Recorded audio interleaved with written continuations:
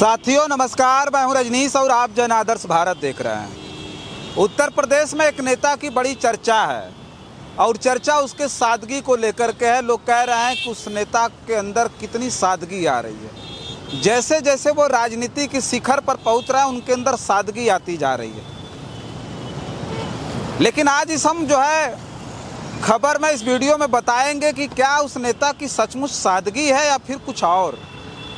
कुछ लोग कह रहे हैं कि सादगी के नाम पर उन्होंने ढोंग शुरू कर दिया है। नाम है ब्रजेश पाठक, जो उत्तर प्रदेश की सरकार में इस वक्त डिप्टी सीएम है और महत्वपूर्ण विभाग संभाल रहे हैं, स्वास्थ्य विभाग, जिसकी हालत पूरे उत्तर प्रदेश में बड़ी खस्ता है। हर रोज आ रही जो वीडियो है वो बता रही है कि स्वास्थ्य विभाग की स्थिति किस प्रकार की। चर्चा उस नेता की सादगी से लेकर के उसके तमाम राजनीतिक सफ़र पर हम करेंगे। और आज के दिन हमें वो मुहावरा याद आ जाता है, वो कहावत जिसमें लिखा गया है कि कोस कोस पर बदले पानी, चार कोस पर वानी। कुछ इस तरह का राजनीतिक सफ़र रहा है ब्रजेश पाठक का।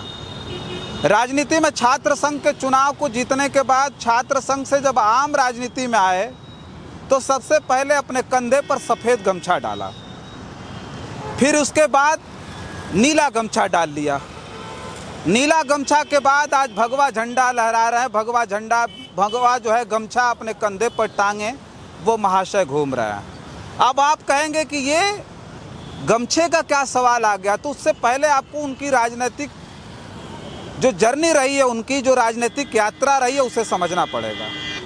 लखनऊ विश्वविद्यालय से छात्र संघ चुनाव जीतने के बाद जब आम राजनीति में आए तो सबसे पहले कांग्रेस का दामन थामा और कांग्रेस के साथ रहे। 2002 में जहां उनका घर है हरदोई के मल्लावा विधानसभा सीट पर चुनाव लड़ते हैं और चुनाव हार जाते हैं। उन्हें तब समझ में आता है कि कांग्रेस पार्टी का अस्तित्व उत्तर प्रदेश में ख़त्म होता जा रहा है या ख़त्म हो गया है, तो आने वाले वक्त में जो राजनीतिक सफ़र होगा वो ठीक ठाक नहीं होगा। राजनीति में अपना दबदबा बनाने के लिए, शिखर पर जाने के लिए उन्हें विचारधारा और पार्टी बदलनी बहुत ज़रूरी थी। लिहाजा ब्रजेश पाठक कांग्रेस पार्टी को छोड़ करके बहुजन समाज पार्टी का दामन थाम लेते हैं। उस वक्त बहुजन समाज पार्टी का उत्तर प्रदेश में दबदबा बनता जा रहा था, लोगों के बीच लोकप्रियता बढ़ती जा रही थी। जैसे वो बहुजन समाज पार्टी में शामिल हुए, 2004 में बहुजन समाज पार्टी ने उन्हें उन्नाव लोकसभा सीट से टिकट थमा दिया और वहां से वो चुनाव जीत करके लोकसभा पहुंच गया। ब्रजेश पाठक 2004 में बहुजन समाज पार्टी से लोकसभा का चुनाव जीत करके सदन पहुंचते हैं और बहुजन समाज पार्टी की विचारधारा के साथ चलना शुरू कर देते हैं। हमने बताया कि वो सफ़ेद गमछा जो कांग्रेस पार्टी में जब ओढ़ते थे, अब वो बदल चुका था और उसका रंग अब नीला हो गया था। वो नीला गमछा अपने कंधे पर डालने लगे थे। उसके बाद बहुजन समाज पार्टी ने उन्हें राज्यसभा भी भेजा। धीरे धीरे बहुजन समाज पार्टी का जब उत्तर प्रदेश में अस्तित्व खत्म होने लगा तो मौका तलाशते हुए, मौका भांप करके 2016 में ब्रजेश पाठक भारतीय जनता पार्टी में शामिल हो जाते हैं। देश में उस वक्त मोदी लहर थी। भारतीय जनता पार्टी में शामिल होते ही उन्हें 2017 में लखनऊ के मध्य विधानसभा सीट पर टिकट मिल जाता है और वहाँ से वो चुनाव जीत करके विधायक बन जाते हैं। अब उनके कंधे पर जो गमछे का कलर था वो चेंज हो जाता है और वो अब भगवा ओढ़ लेते हैं। 2017 में चुनाव जीत करके उत्तर प्रदेश की सरकार में, भारतीय जनता पार्टी की सरकार में वो कानून मंत्री बन जाते हैं। फिर सोचिए 2022 का विधानसभा चुनाव आता है और वो मध्य छोड़ करके और वो कैंट आ जाते हैं और लखनऊ कैंट से इस बार विधायक हैं और उत्तर प्रदेश में डिप्टी सीएम है। सोचिए कि ब्रजेश पाठक ने किस तरह से पार्टी बदली, किस तरह से विचारधाराएं बदली। आप साफ तौर पर जान सकते हैं कि हर एक पार्टी, हर एक दल की एक विचारधारा है। जिस विचारधारा पर काम करते हुए लोग पार्टियों का दामन थामते हैं और वहां काम करते हैं। ब्रजेश पाठक ने भी वही किया। कांग्रेस छोड़े, बसपा में आए, बसपा से भारतीय जनता पार्टी में आए और सोचिए कि वो सांसद रहे, राज्यसभा गए, स्वास्थ्य मंत्री रहे, अब वो डिप्टी सीएम है। अब उन्हें ये याद आया कि अब उनके अंदर सादगी आनी चाहिए। वो राजनीतिक शिखर पे चले गए तो उन्हें लगा कि अब सादगी आनी चाहिए। इससे पहले जब उन्हें सरकारी फार्चूनर मिली थी, सरकारी गाड़ी, तो उसको उन्होंने लौटा दिया था, एसयूवी से चलते थे। अब पता चल रहा है, जो बताया जा रहा है, खबर आ रही कि वो बोलेरो से चलते हैं और उन्होंने अपना पैजामा पहनना बंद कर दिया, अब धोती पहनते हैं, जिससे लोगों को लगे कि उनके अंदर कितनी सादगी आ रही है और अब सामान्य तरीके से वो गांधीवादी होते जा रहे हैं, वो अटल जी की राह पे चलना चाह रहे हैं। कुछ लोगों ने तो ये भी कहा कि वो अटल बिहारी वाजपेयी की तरह लोगों के बीच ये दिखाना चाहते हैं कि हम जो है कितनी सादगी से जी रहे हैं और किस सादगी से हम राजनीति कर रहे हैं। हालांकि मैं ये नहीं कह रहा हूँ कि कोई अटल बिहारी वाजपेयी का भी भारतीय राजनीति में स्थान ले सकता है, वह स्थान अलग था, लेकिन ब्रजेश पाठक के सादगी के पीछे का सबसे बड़ा कारण है जो निकल कर के आ रहा है, लोग चर्चा कर रहे हैं कि ब्रजेश पाठक उत्तर प्रदेश के मुख्यमंत्री बनना चाहते हैं। अब आप कहेंगे कि ये कौन सी बात होगी, तो बचकाना बातें हो गई कि वो मुख्यमंत्री कैसे बन जाएंगे। योगी आदित्यनाथ खुद उत्तर प्रदेश के मुख्यमंत्री हैं।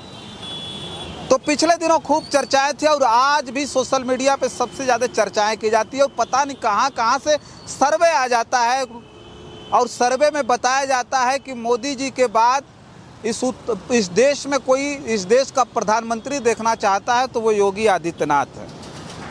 भारतीय जनता पार्टी के संविधान में अंकित था कि जो भी व्यक्ति 75 साल का हो जाएगा तो उस 75 साल की उम्र में उसे अपना पद छोड़ करके मतलब राजनीति से संन्यास लेना पड़ेगा। लेकिन इस बार वो जो संविधान था उसके जो है ताक में बड़े बड़े नेता बैठे थे कि मोदी जी 75 साल के होंगे। 17 सितंबर को उनका 75वां जन्मदिन था। जैसे वो 75 साल के होंगे उसके बाद किसी न किसी को उनके बाद जो है पद वो ज़रूर मिलेगा। तो हो ना हो वो योगी आदित्यनाथ हो सकते हैं। उत्तर प्रदेश के जो मुख्यमंत्री हैं वो यहाँ से कुर्सी छोड़ेंगे और दिल्ली में जाके धम से बैठ जाएंगे। जो उत्तर प्रदेश में मुख्यमंत्री की कुर्सी है इस पर अब जो है कब्जा जमाने के लिए किस तरह से ब्रजेश पाठक अपने सादगी की बात करने लगते हैं। ये हम नहीं कह रहे हैं, ये चर्चाएं हैं, ये चर्चाएं लोग कह रहे हैं। उससे पहले सोचिए कि आगे से पूरी तरह से खाने से भरी हुई थाली खींच जाने से तमतमाए केशव प्रसाद मौर्य भी बैठे हुए हैं। 2017 में वो कैसे मुख्यमंत्री बनते बनते रह गए थे। उनकी जगह पर अचानक योगी आदित्यनाथ को उत्तर प्रदेश का मुख्यमंत्री बना दिया गया था। 2022 का विधानसभा चुनाव आया तो उस वक्त लोगों ने सोचा कि उस बार केशव प्रसाद मौर्य चूक गए, लेकिन इस बार केशव प्रसाद मौर्य को हो सकता है कि मुख्यमंत्री बनाया जाए, लेकिन ऐसा नहीं हो सका। पिछले दिनों केशव प्रसाद मौर्य लखनऊ से लेकर के दिल्ली की इतनी दौड़ लगाए कि भारतीय जनता पार्टी के शीर्ष नेताओं से उनको डांट फटकार भी मिली थी कि अंतर्कलह पैदा ना करें, उन्हें जो कुछ दिया गया है उसमें संतुष्ट होकर के काम करें।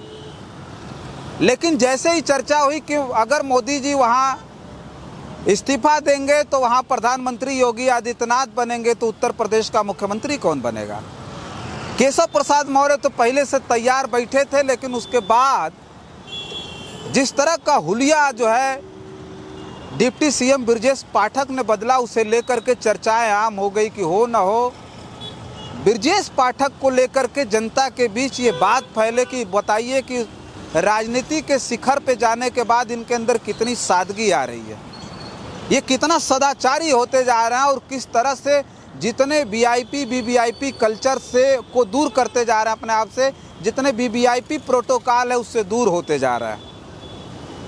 लेकिन अब ब्रजेश पाठक जी के सामने से वो सारी चीज़ें भी ख़त्म हो गई। लोग चर्चा करने लगे हैं। खुद केशव प्रसाद मौर्य ने अभी जो है उनके जन्मदिन पर बधाई देते हुए उन्होंने कहा कि अभी वो 25 साल और जो है प्रधानमंत्री रहेंगे। अब सोचिए कि मोदी जी 25 साल और प्रधानमंत्री रहेंगे तो अन्य नेताओं का क्या होगा जो ख्वाब पाले बैठे हैं कि हम प्रधानमंत्री बन जाएंगे उनके बाद, और जैसे वो प्रधानमंत्री बनेंगे तो उनकी कुर्सी इन्हें ही मिलने वाली है।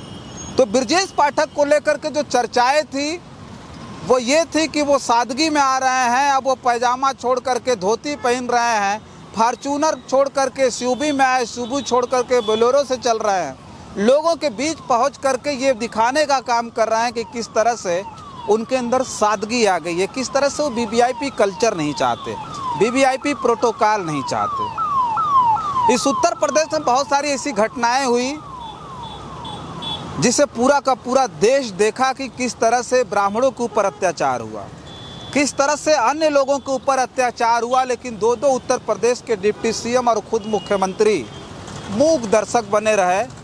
डिप्टी सीएम तो मुख्यमंत्री जी के सामने कुछ बोल ही नहीं पाते हैं। ये मैं नहीं कह रहा हूँ, पूरा का पूरा उत्तर प्रदेश कहता और जानता भी है।